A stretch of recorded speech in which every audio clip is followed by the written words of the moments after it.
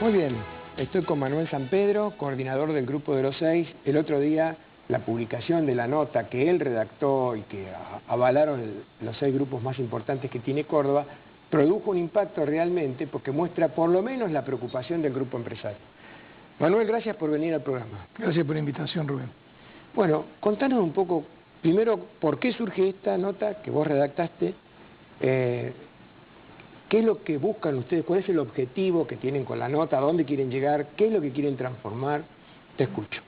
El Grupo de los Seis, en realidad, es un nucleamiento de entidades empresarias que ya viene teniendo pronunciamientos y comunicados públicos sobre una serie de temas.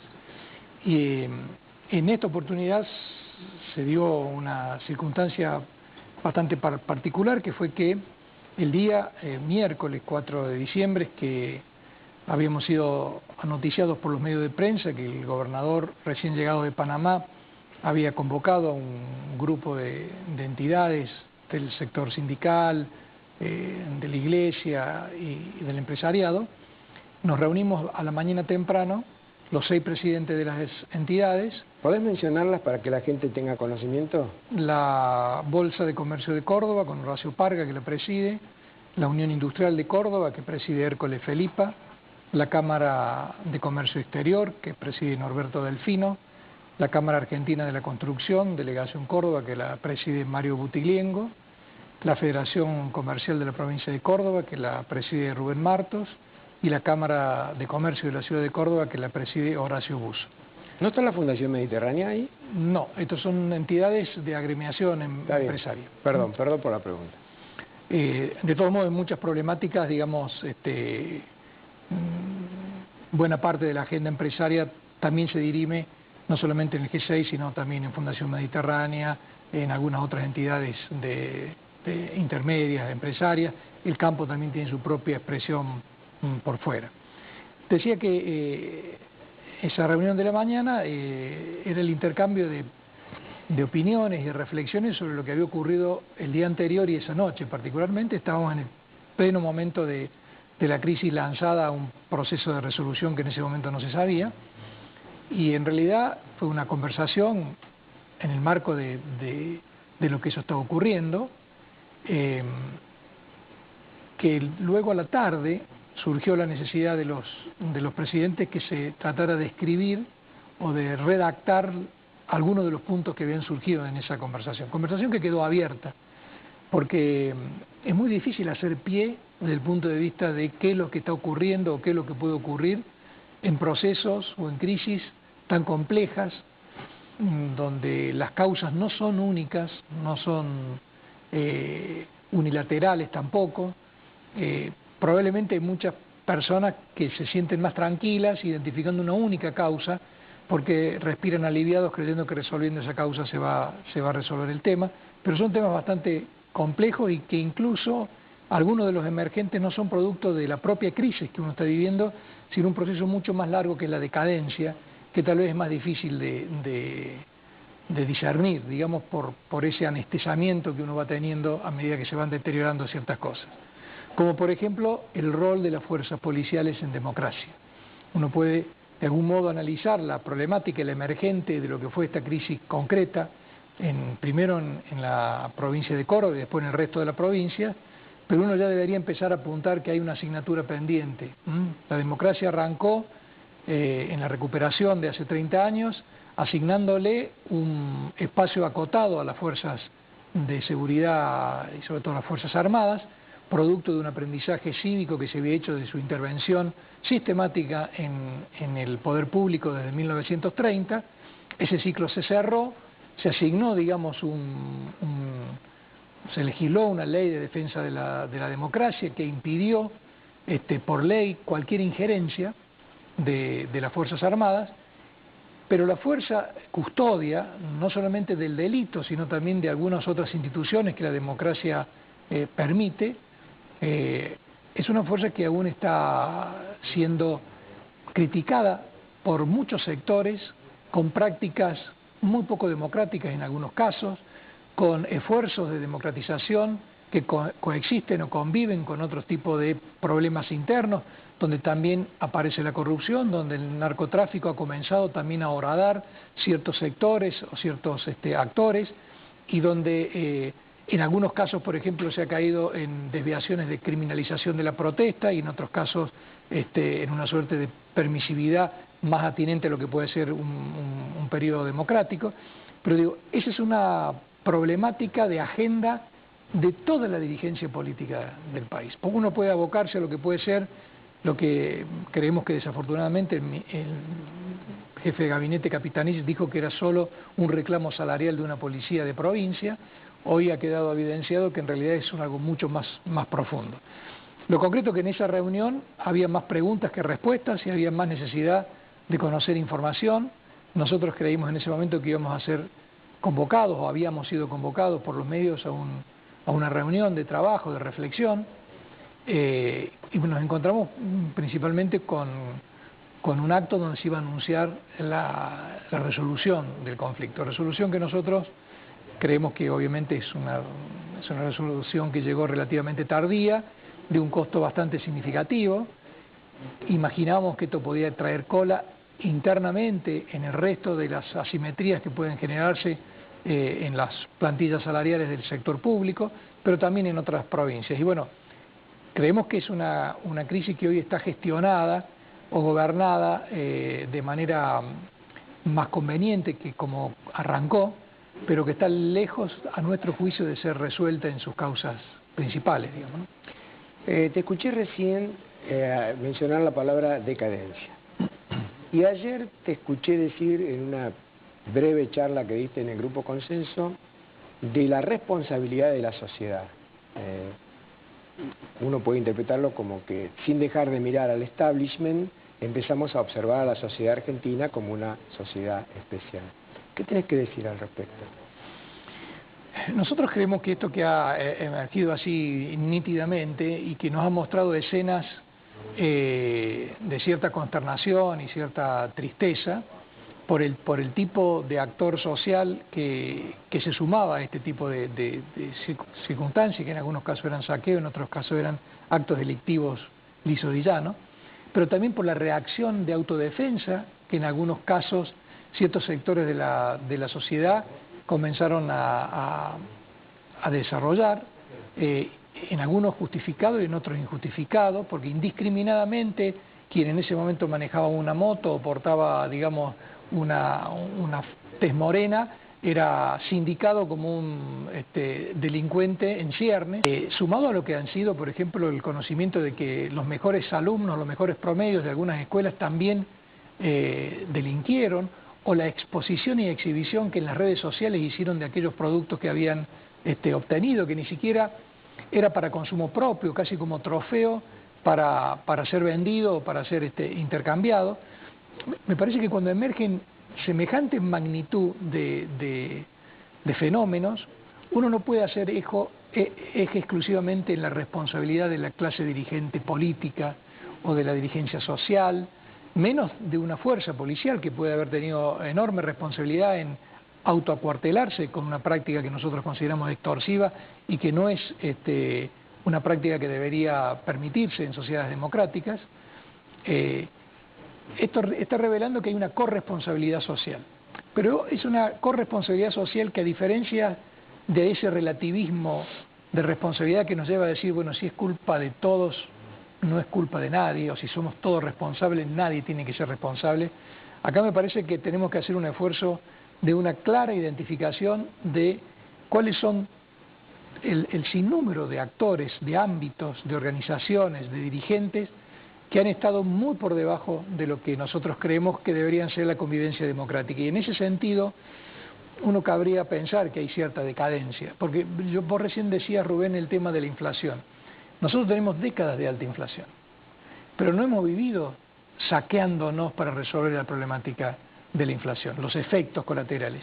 Hay instrumentos institucionales que permiten dirimir los conflictos, que permiten dirimir los antagonismos y que permiten digerir incluso fenómenos macroeconómicos persistentes. Lo que acá se ha visto es que no ha funcionado ninguno de esas instituciones, no ha funcionado en ninguno de esos ámbitos. No se convocó al Consejo de Partidos Políticos, por ejemplo, en la crisis, no se convocó al Consejo Económico y Social. Estoy hablando de dos instituciones consagradas en la Constitución provincial.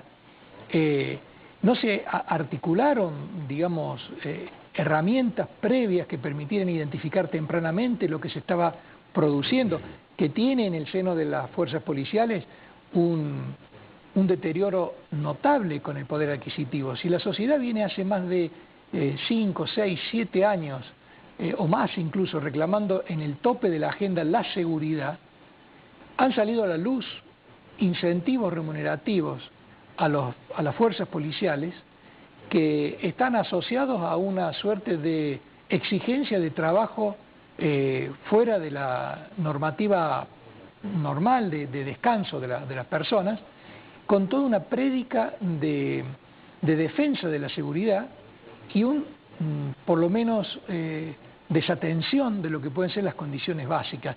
Y vos sabés que cuando aquellos individuos que están expuestos al riesgo, que están expuestos a extensa jornada de trabajo, que están expuestos incluso a no ser bien vistos, y algunos uniformados relatan incluso ciertas prácticas de búsqueda, digamos, y de hacer número, como se suele plantear en esta cuestionada ley del merodeo. Cuando aparecen todos estos elementos y uno advierte la estructura salarial que tienen, eso es dejar a merced que los mercados del delito, los mercados del narcotráfico, es decir, los incentivos asociados a esos mercados espurios que existen en todas las sociedades, encuentren, digamos, flancos para ir horadando instituciones que deberían estar preservadas de ese tipo de circunstancias. Obviamente, todas las instituciones tienen ámbitos, actores, individuos que tienen que estar permanentemente controlados, de algún modo guiados, conducidos y también auditados. Pero me parece que es un despropósito que quien tiene que velar por ciertos aspectos de lo que podría ser la seguridad pública, la integridad física de los individuos. Ayer veíamos estas imágenes de ese comerciante tucumano que no le volaron la cabeza por milagro.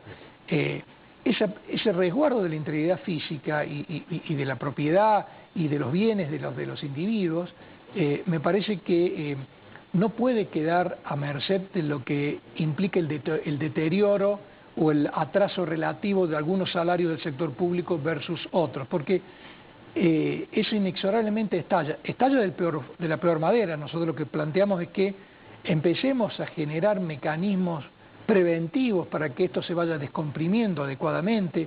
En otros países existen sindicalizaciones o formas de agremiación policial. Creemos que hay que estudiarlas, analizarlas. En Canadá, por ejemplo. En Uruguay. En Uruguay hay varios sindicatos, digamos. Entonces, digo, para no ir a lo mejor a culturas más sajonas o nórdicas, que uno puede decir, bueno, esto funciona allá, pero no aquí, latinos. Pero, por ejemplo, la regulación del derecho de la protesta, del modo en que se lleva, está ocurriendo en Ecuador, con un presidente como Rafael Correa, insospechable de decir que puede estar llevando prácticas de algún modo de derecha, pero con una clara conciencia que, por ejemplo, el servicio público educativo es un servicio esencial donde no se puede admitir determinados regímenes de protesta. Si nosotros, si toda la dirigencia, educativo. Digo para dar un extremo, porque hoy nos tocó vivir de manera tremenda lo que es desguarnecer a una sociedad o a una ciudad y quedar a expensa a esas prácticas. ¿Dónde te permitirías una interrupción, Manuel? Porque acabas de mencionar el tema educativo y yo tengo como la sensación de que el problema policial es muy parecido al problema educativo. Que muchos piensan que incrementando los sueldos de los policías y de los educadores se soluciona el problema. Y en realidad a mí me parece que no pasa por allí. Los educadores argentinos necesitan capacitarse, de lo contrario nunca van a ingresar a la era de la nueva educación. Y los policías también. El policía es un agente público, representante del gobierno, y tiene que estar capacitado para darle inclusive una charla, un sermón al ciudadano que es transgresor, que cruzó una luz roja o lo que sea, para indicarle los riesgos que corrió él o lo que le ha hecho correr a la sociedad. Y no que hay agentes de policía que apenas si saben comunicar sus ideas. Sí. Entonces, si no tienen un rango de capacitación y después un muy buen sueldo que justifique esa capacitación, empiezan a cambiar las cosas, al margen de las misiones preventivas que haga el gobierno respecto a tratar de ir encauzando la cosa para que no se deteriore, se incremente la pobreza y esa pobreza se transforme en delito. Así es. ¿No? No, yo coincido, digamos, el salario es condición necesaria, pero no suficiente.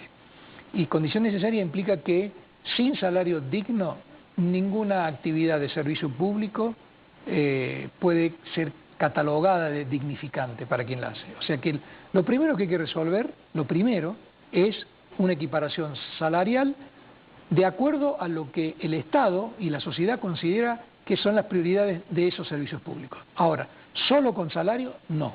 El hecho de que este gobierno históricamente ha logrado una inversión presupuestaria histórica en términos de Producto Bruto nacional, y que no ha logrado transferir en calidad educativa ese esfuerzo presupuestario, revela de que probablemente sea más fácil resolver el problema presupuestario, el problema salarial, pero el verdadero desafío es qué hacer con el funcionamiento de esa institución, sea la educativa o sea la policial, para que cumpla adecuadamente lo que se espera de ella en sociedades democráticas. Y por eso el listado de problemas de la crisis de la institución policial, y yo decía que planteaba que no es solamente el emergente salarial, lo salarial ha surgido como una especie de nave insignia de un conjunto de aspectos que no han sido resueltos en 30 años de democracia todavía. Eso debería ser, a nuestro juicio, un tema de agenda para toda la dirigencia política del país, pero como las policías y la educación tienen una mayor responsabilidad o corresponsabilidad con la gestión de los gobiernos provinciales, también los gobiernos provinciales tienen que comenzar a trabajar y a plantear, incluso de manera comparativa. No hay un intercambio de experiencias entre gestiones positivas de las diferentes provincias, todas pendientes en función de alineamientos nacionales electorales o preelectorales o postelectorales.